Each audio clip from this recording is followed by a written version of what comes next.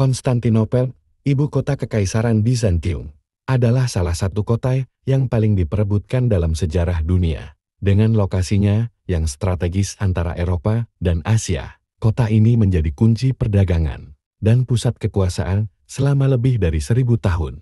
Namun, pada tahun 1453, nasib Konstantinopel berubah selamanya. Ini adalah kisah tentang penaklukan yang mengguncang dunia dan mengakhiri era Kekaisaran Bizantium.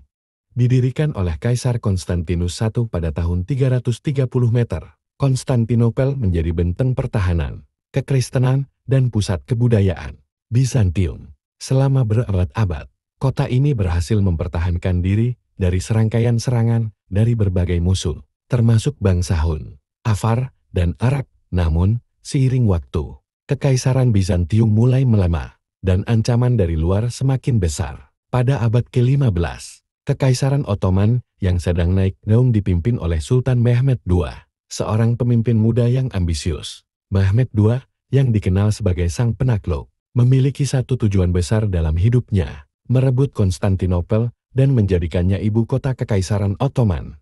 Untuk itu, ia mengumpulkan salah satu pasukan terbesar dan terkuat pada masanya. Pada tanggal 6 April tahun 1453, pasukan Ottoman mulai mengepung Konstantinopel, dipersenjatai dengan meriam besar yang dirancang khusus untuk menghancurkan tembok kota. Pasukan Mehmed II menyerang tanpa henti. Di dalam kota, Kaisar Konstantinus XI dan penduduk Bizantium berjuang untuk bertahan. Namun, meskipun bertahan selama hampir 2 bulan, pertahanan kota mulai runtuh di bawah tekanan serangan Ottoman.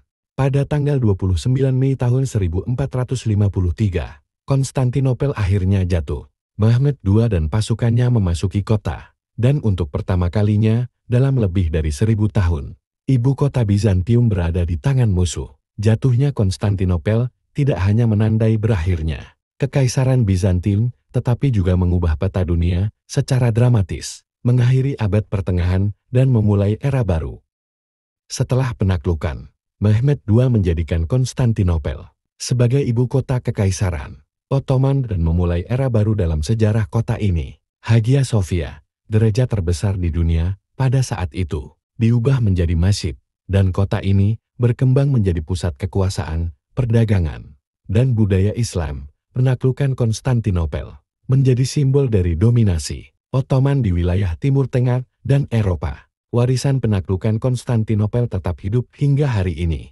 Kota yang sekarang dikenal sebagai Istanbul ini telah menjadi saksi dari banyak perubahan sepanjang sejarah. Namun, penaklukan oleh Mehmed II tidak hanya mengubah nasib kota ini, tetapi juga membuka jalan bagi interaksi budaya antara Timur dan Barat, serta membentuk dunia seperti yang kita kenal sekarang.